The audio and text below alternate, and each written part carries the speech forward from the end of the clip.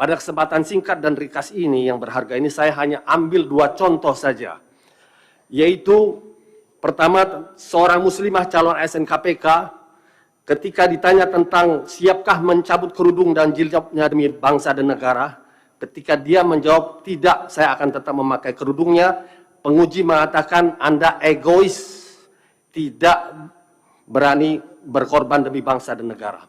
Yang kedua, lebih parah dari itu adalah seorang peserta tes telah ditanya untuk memilih salah satu saja, Pancasila atau Al-Quran, tidak boleh memilih kedua-duanya.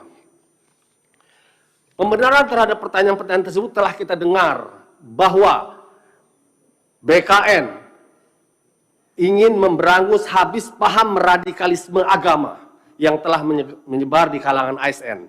Dengan alasan tersebut, BKN tentu merasa telah menyelamatkan negara, pemerintah dari bahaya besar. Padahal yang sesungguhnya terjadi, BKN telah menciptakan bahaya yang lebih besar. Pertama, mengabaikan sikap negarawan founding fathers kita yang arif dan bijaksana, menyandingkan sila pertama ketuhanan yang Maha Esa dengan sila ketiga persatuan Indonesia dengan harmoni di dalam Pancasila.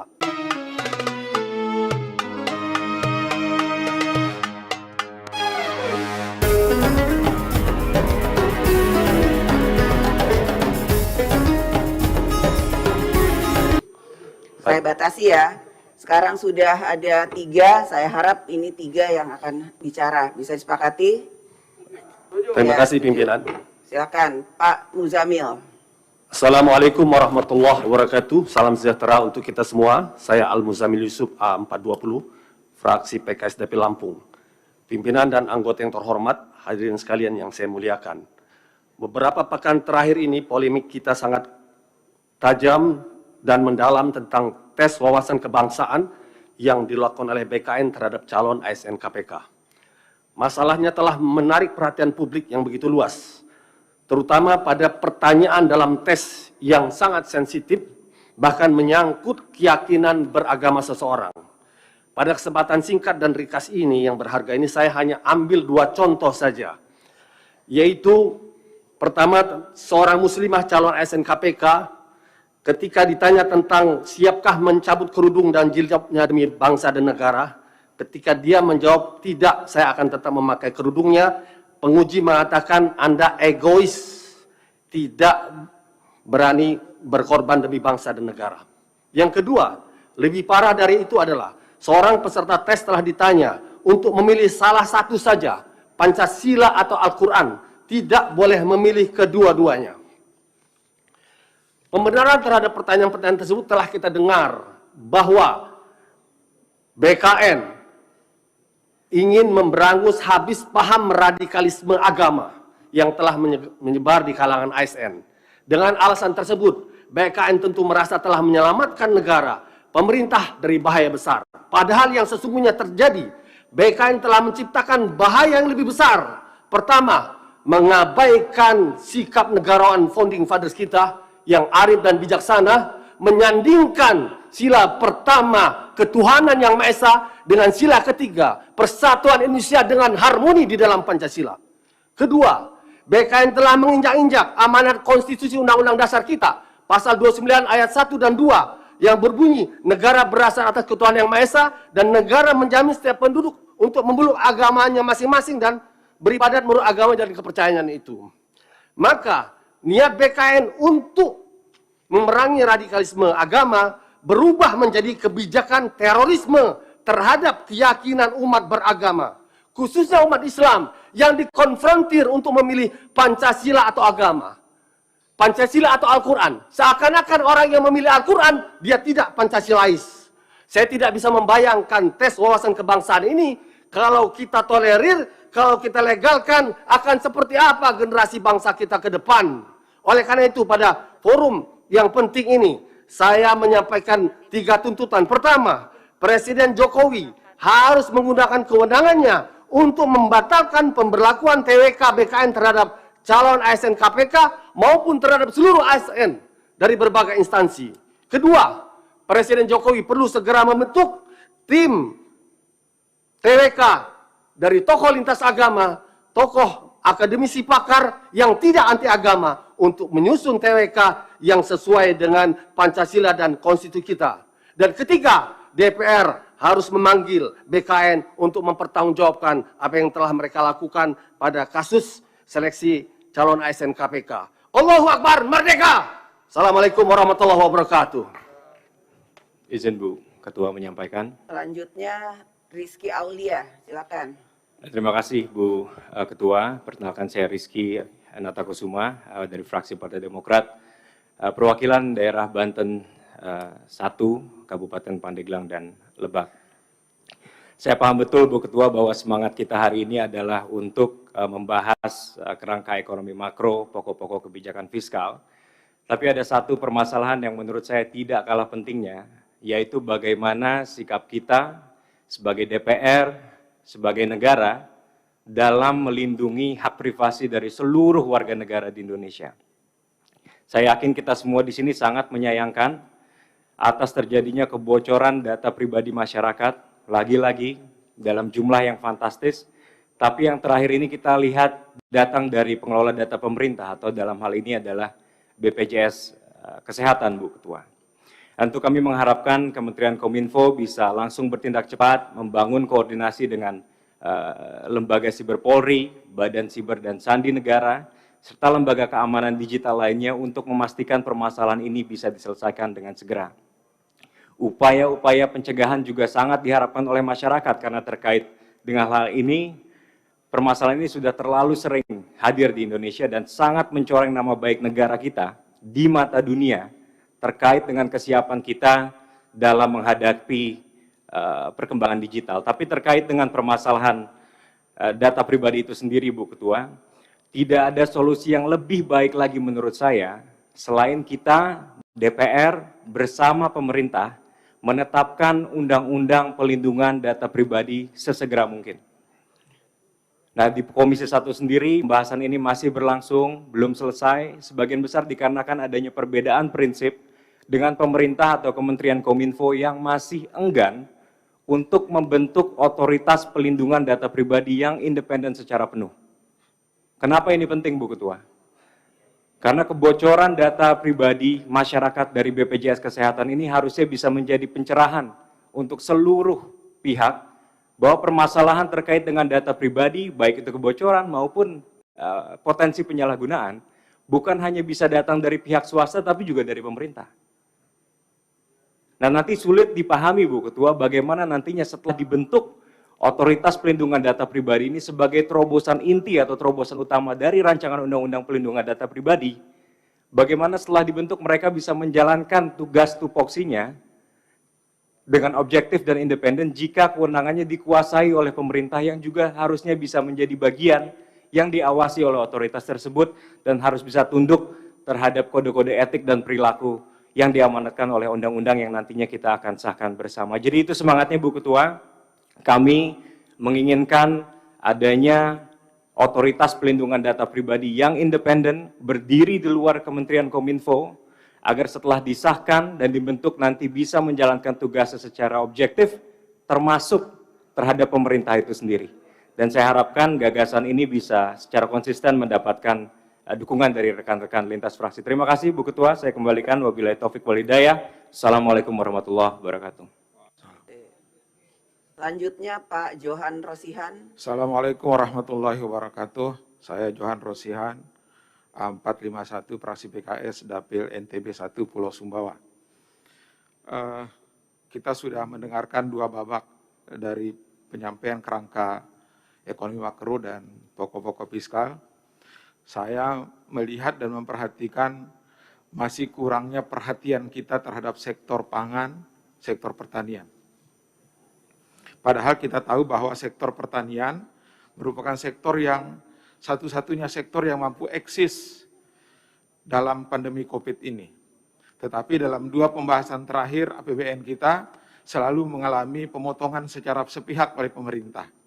Karenanya melalui kesempatan ini, melalui pimpinan dan juga badan anggaran, agar tidak boleh terjadi lagi pemotongan anggaran secara pihak pada sektor pertanian ini. Dampaknya, Bu Ketua, adalah menurunnya produksi kita. Saya mengingatkan pesan Bung Karno bahwa pangan itu merupakan hidup matinya suatu bangsa. Karenanya, sektor ini tidak hanya bicara tentang produksi atau stok saja, tetapi ini menyangkut soal kedaulatan negara kita. Saya mencatat bahwa pemerintah tidak memiliki spirit untuk melakukan swasembada pangan dan selalu berencana untuk melakukan impor pangan yang terus melalui pemilik dan penolakan dari banyak kalangan masyarakat. Sebagai contoh bahwa impor gula meningkat signifikan 42,96% dibanding tahun lalu. Impor garam naik 19,6% dibanding tahun lalu. Impor daging 20.000 ton dari Brazil. Impor kedelai meningkat 22,43%. Impor bawang putih, bahkan jagung juga mengalami peningkatan yang sangat kuat. Nah, itu yang pertama, Bu Ketua. Yang kedua, soal rencana mogoknya UMKM pembuat tahu dan tempe kita. Ini kejadian berulang persis satu semester. Akhir 2020, awal tanggal 1 sampai 3 Januari 2021, petani kedelai UMKM pembuatan tahu tempe kita sudah melakukan mogok. Hari ini juga mereka melakukan rencana mogok itu kepada pemerintah. Kalau ini terjadi, maka sesungguhnya pemerintah Presiden Jokowi ini tidak melakukan antisipasi. Padahal ketika awal tahun kemarin, Pak Jokowi menyampaikan bahwa akan menyelesaikan persoalan ini dan kemudian ditindaklanjuti oleh Menteri Pertanian bahwa akan menyelesaikan persoalan stok kedelai ini dalam 2 musim tanam saja. Ini sudah masuk musim kedua dan tidak ada tanda-tanda perbaikan. Karenanya sekali lagi Bu Ketua, melalui forum ini kami minta kepada pemerintah agar menjadikan kedelai ini sebagai salah satu bahan pokok strategis agar mengalami perlindungan baik dari sisi harga maupun dari sisi mutunya. Sehingga pandemik ini tidak membuat UMKM, terutama pembuat tahu dan kedelai dan juga sektor-sektor sektor pangan yang lain mengalami kemunduran, bahkan bangkrut di tengah pandemi ini. Terima kasih. Assalamualaikum warahmatullahi wabarakatuh. Pak Ahmad. Terima kasih. Assalamualaikum warahmatullahi wabarakatuh. Salam sejahtera bagi kita semua. Saya Ahmad A529 dari Fraksi Demokrat, Daerah Pemilihan Riau 1. Ibu Ketua serta Wakil Pimpinan yang saya hormati, serta anggota Dewan yang saya hormati. Ini menyangkut masalah vaksinasi tentang calon jemaah haji dan umroh. Sebagaimana kita ketahui bahwa vaksin untuk negara kita ini yang dipakai adalah Sinovac. Nah, sedangkan Saudi Arabia, Sinovac tidak diakui karena WHO tidak mengakuinya. Yang diakui oleh Saudi adalah yaitu antara lain vaksinasi Pfizer dan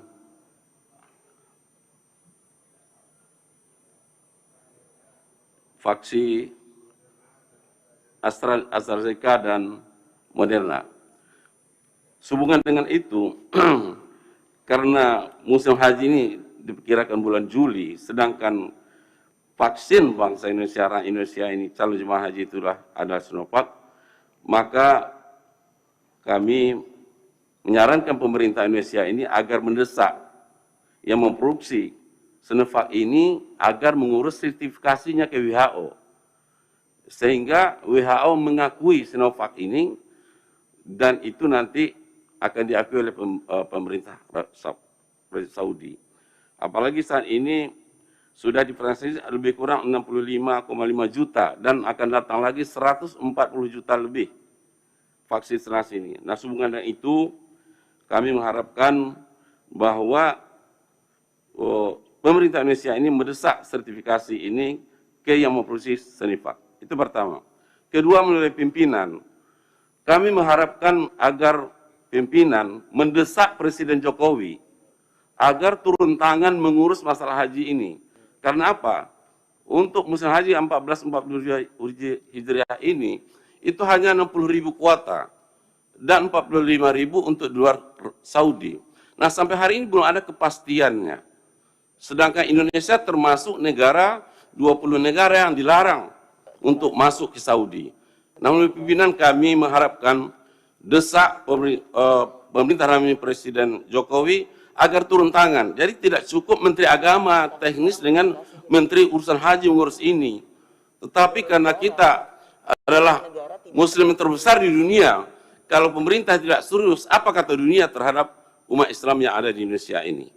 Jadi sekali lagi kami melalui pimpinan agar mendesak Presiden Jokowi turun tangan untuk mengurus masalah haji 1420 Hijriah ini. Kami kira itu pimpinan. Terima kasih. Wassalamualaikum warahmatullahi wabarakatuh. Terakhir Pak Bramantio, silakan.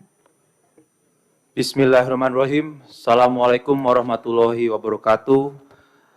Salam, Om Swastiastu, Namo Buddhaya, Salam Kebajikan. Yang terhormat pimpinan DPR RI beserta anggota DPR RI yang hadir secara fisik maupun virtual. Saya singkat saja yang ingin saya sampaikan, namun ini urgent mengenai masa depan bangsa Indonesia yang kedepannya. Kami berpendapat berkenaan dengan rencana sekolah dibuka untuk tatap muka, perlu mempertimbangkan aspek resiko kesehatan dan keamanan para guru.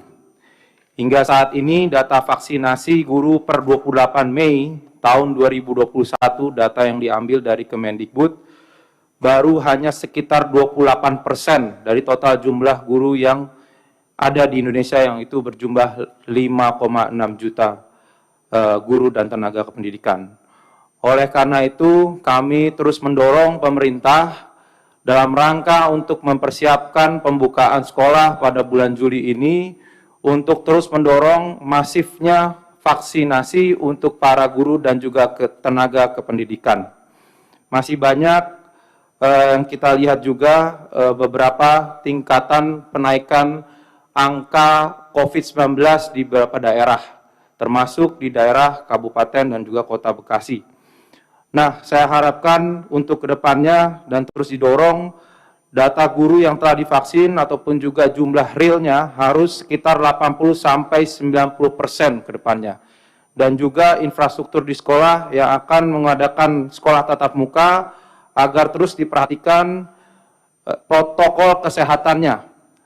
Hal ini sangat-sangat penting agar kita terus bisa memastikan kegiatan belajar mengajar peserta didik Indonesia terus bisa maju dan juga aman dalam menjalankan kegiatan belajar dan mengajar. Demikian pimpinan, terima kasih atas kesempatannya. Wassalamualaikum warahmatullahi wabarakatuh. Terima kasih. Dengan demikian